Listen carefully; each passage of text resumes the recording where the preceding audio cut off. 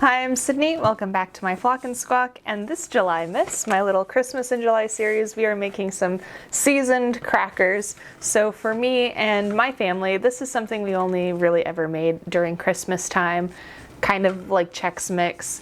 And so I'm making it for Christmas in July. Also, you might be able to kind of see here, I have 2 tins of the soda crackers.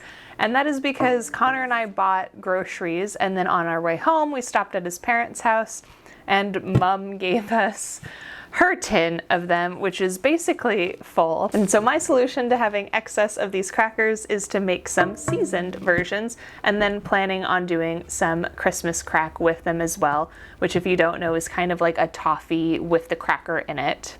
So I have this tin here and I'm gonna split it about in thirds. I'll have to kind of just rough estimate the crackers, and then we have some oil. I just have this olive oil that's in the house, and then I'm going to do 2 different flavors, so I can have everything but the low-taste seasoning. And then this is from the San Juan Salt Company, and that is their ramen blend. You can use basically any seasonings, and then these crackers don't have salt on the outside, so it makes it a very good base for adding in seasonings. When you do saltines and Ritz and all of that, you have to more carefully watch the salt, especially if that's something you're concerned about. But let's just get to making. It's very straightforward, very simple. So, oh, and some Ziplocs to go with it. So first I added my crackers to a Ziploc bag. I kind of half broke them up because they're large crackers. And then I made sure to fold down the edge for when I poured in all the seasoning. I decided to do half a cup of oil, but I've seen the amount vary greatly online for what other people use, and then I just poured in seasoning until it seemed about right. Then I dumped that over my crackers, and it's time to seal it up, and then I just gave it a good shake till things were looking coated. So I have my crackers both here. I've poured them out on sheet pans, and they're just gonna go in the oven at 270 for probably like 30-ish minutes. Basically, I want them to get slightly toasty and all mixed kind of halfway through.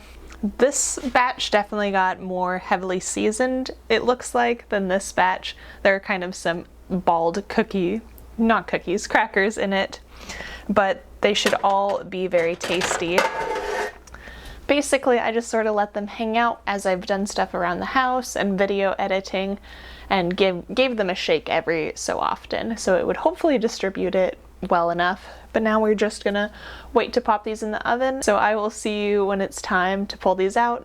They are definitely best when you let them cool, but it's also very tasty just to have a little sneak bite out of the oven. So I will see you then.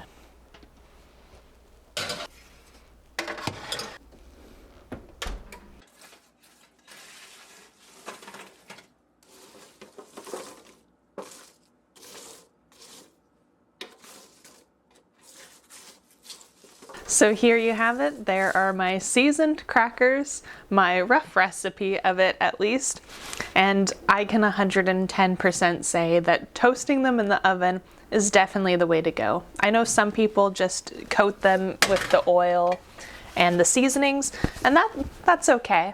But for me, the toasting element really just brings it all together. The seasonings adhere best.